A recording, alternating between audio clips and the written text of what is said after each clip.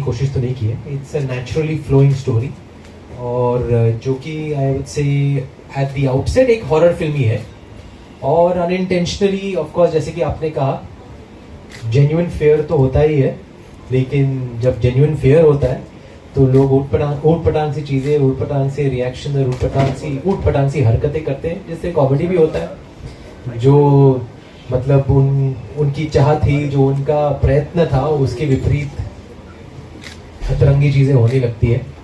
क्या है अनामिका का राज?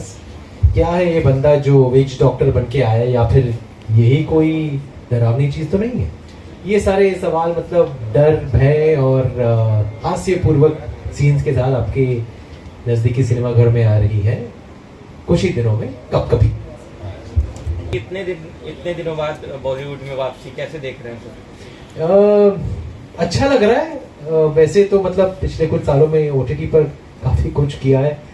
बूझ सबकी फटेगी, फिर मेरी एक पहली प्रोडक्शन थी लक्ष्मी बॉम्ब, जो ओटीटी पे मतलब अनफॉर्चुनेटली ओटीटी पे ही लानी पड़ी उस फिल्म को because of Covid. And then Maarrich लगी थी थिएटरों में. एंड कन्वेंशनली देखा जाए तो मेरी एक जेन्युइन थिएट्रिकल रिलीज हो रही है काफ़ी टाइम के बाद. अच्छा लग रहा है.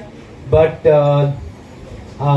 आजकल फिल्मों का सफ़र मतलब थिएटरों तक सीमित नहीं रहता है, उसके बाद लोग सैटेलाइट ओटीटी पर भी देखते हैं. So I am looking forward to this journey. Let's look at it that way. Fingers crossed. थोड़ा बताएं और आप तीनों का क्या किरदार है वही. गर्मी के मौसम में थोड़ी ठंडक आ रही है. एक रूह या फिर एक विच डॉक्टर के जरिए, या नहीं, एक वीजा बोर्ड के जरिए थोड़ी ठंडक आ रही है. जैसे कहते हैं कि जब रूह या आत्मा आपके पास आती है तो थोड़ी ठंडक हो जाती है. वहाँ पर बोला गया है, मतलब आपको देखना पड़ेगा कि फिल्म में क्या होता है, लेकिन यहाँ मौसम तो बहुत ही ठंडा है, बहुत ही गर्म है बाहर और हमें चाहिए थोड़ी ठंडक. तो दिल्ली के लोगों के लिए ऑफकोर्स कपकपी, थोड़ी डर, थोड़ी ठंडक, थोड़ी मतलब कपकपी वाली फीलिंग लेकर आएगी. मेरे कैरेक्टर का नाम है कबीर. और कबीर क्या करता है इन लोगों की जिंदगी में? क्या वो ठंडक लाता है या गर्मी लाता है, डराता है, हंसाता है? वो तो नहीं कहूँगा अभी, लेकिन इतना कह सकूँगा कि बहुत सारी अलग अलग भावनाओं को लेकर प्रस्तुत होता है वो इस घर के अंदर. और करने तो कुछ और आया है. वो अपने वेकेशन के लिए, अपनी मानसिक संतुलन के लिए वो आया है इस घर में, अपने दोस्तों के साथ रहे या फिर अपनी कज़न के साथ रहे. लेकिन क्या उसका मानसिक संतुलन बेहतर होता है या फिर दूसरों का मानसिक संतुलन बिगड़ जाता है, वो देखना पड़ेगा. मैं अपने कैरेक्टर को एक मतलब कुछ ही लफ्जों में या एक प्रश्न के उत्तर के जरिए डिस्क्राइब नहीं कर पाऊंगा, क्योंकि ये बहुत सारी चीज़ें एक इंसान में बहुत सारे मतलब सवालों को जवाब पाने आया है और देने आया है, लेकिन बहुत सारे अलग अलग सवाल खड़े हो जाते उसी को लेकर. तो अब मैं कैसे डिस्क्राइब करूं अपने कैरेक्टर को? लेकिन फिलहाल लड़कियां अपने कैरेक्टर के बारे में बात करेंगी. कौन लेगा first mic? First come first सर्व.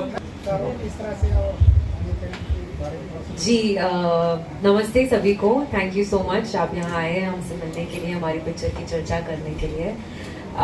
जिन्हें नहीं पता, मेरा नाम सिद्धि इदनानी है और ये मेरी दूसरी फिल्म है हिंदी में. मेरे कैरेक्टर के बारे में अगर मैं कहूँ तो इस लड़की का नाम है काव्या और मधु, जो सोनिया किरदार निभा रही है. वो दो लड़कियां इन लड़कों के ऊपर वाले घर में रहती है. और हम सभी को ऐसा एक लाइफ में ऐसा एक समय आया होगा जब हम कॉलेज में रहे, या पेइंग गेस्ट जो कॉन्सेप्ट रहता है ना, जब सब मिलके मस्ती करते हैं. लाइफ में टेंशन नाम का चीज ही नहीं है, बस टाइम पास करने के अलग अलग तरीके ढूंढ रहे हैं.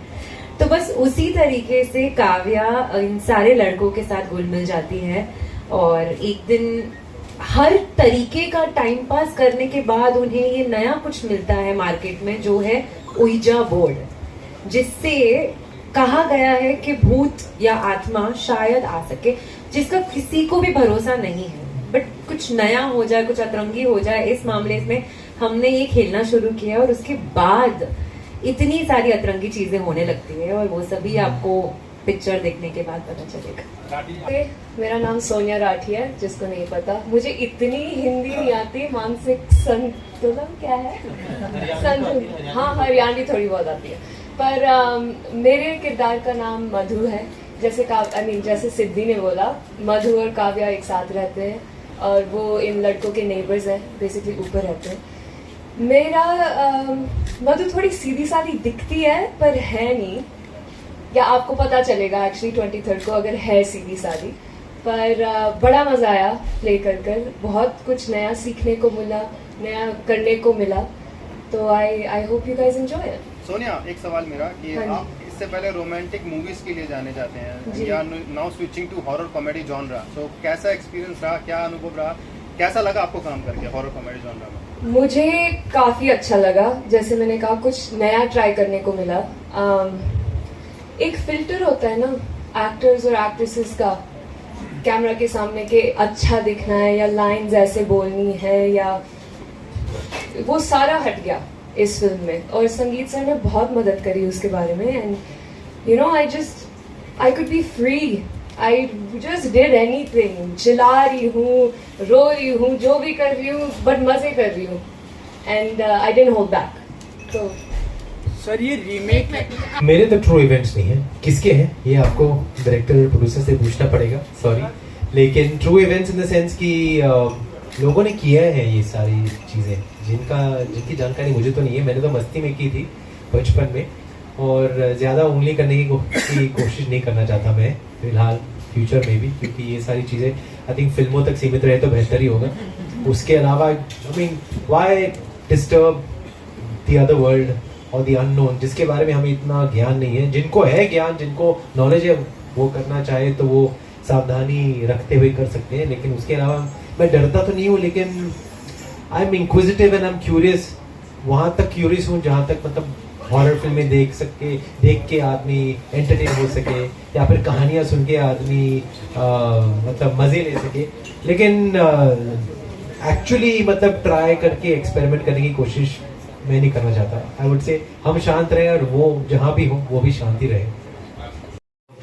I think like a boy gang comedy है, जिसमें लड़कों के एडवेंचर्स और मिस एडवेंचर्स को मतलब फिल्म के जरिए, एक स्टोरी के जरिए मतलब हाईलाइट किया जाता है। लेकिन आई थिंक इसमें हमारी जो है उस टाइप की जुगलबंदी नहीं है। We are not playing partners in crime.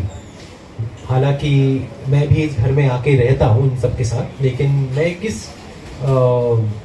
किस वजह से आया हूँ और क्या रिश्ता है मेरा श्रेयस के साथ, और कितना खुलापन है हमारे बीच। क्या हम एक दूसरे की मतलब कि एक दूसरे के साथ मस्तियाँ करते हैं, गोलमाल करते हैं, या फिर हमारा कुछ और रिश्ता है इसमें वीजा बोर्ड को लेकर, या फिर घर में जो उठपटांग सी चीज़ें हो रही हैं उन चीज़ों को लेकर। So it's not a comedy rapport. हमारा रैपो जो है वो कॉमेडी, लेकिन उसमें बहुत सारी कॉमेडी हो जाती है हमारे करते हुए। हम साथ साथ एक ही चीज़ नहीं कर रहे होते, हम अलग अलग जोन में होते हैं, लेकिन हमारा जो एक रैपो है उसकी वजह से बहुत सारी कॉमेडी होती है। अब मैं कैसे जाऊँ, मैं इसको जितना आपको कंफ्यूज करने की कोशिश कर रहा हूँ उससे ज़्यादा कंफ्यूज नहीं कर पाऊंगा। आप फिल्म ही देखिए, आपको समझ में आएगा कि गोलमाल लगे थे अलग ही है हमारी जो जोड़ी है इसमें। मैंने दोनों करने की कोशिश नहीं की, मैंने बस अपने कैरेक्टर को प्ले करने की कोशिश की, जिससे हॉरर और कॉमेडी दोनों होनी चाहिए। अब आई थिंक जब आप प्रयत्न करते हैं कि यार इस सीन में अभी मेरे को डराना चाहिए लोगों को, या फिर इस सीन में मुझे हंसाना चाहिए लोगों को, तो वो नज़र आता है और एफर्टलेस नहीं लगता है। ये कैरेक्टर जो है ये सीरियस कैरेक्टर है, ये बहुत ही सीरियस है। ये मतलब इंजॉय तो करना चाहता है, लेकिन इसकी अपनी अलग अलग इश्यूज हैं जो इसकी मतलब इंजॉयमेंट के सामने।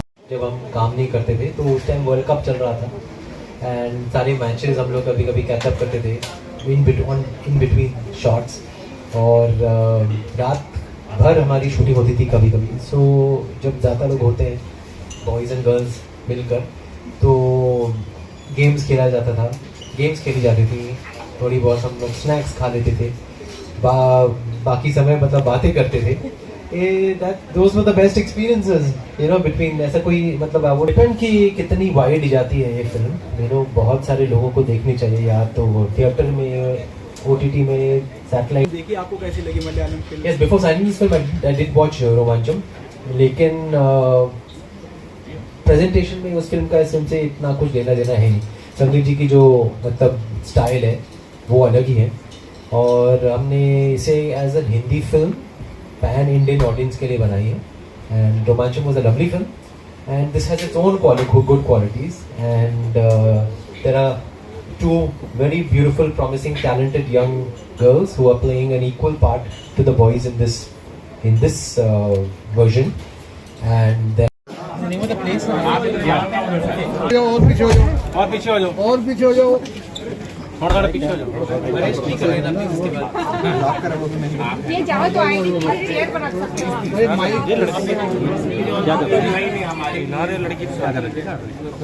आप बस थोड़ा सा उधर हो जाइए वीडियो, क्योंकि ये मैम नहीं आ रही ना।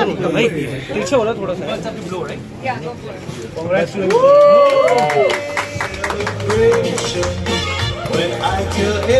सीधा जाओ, आप सीधा जाओ।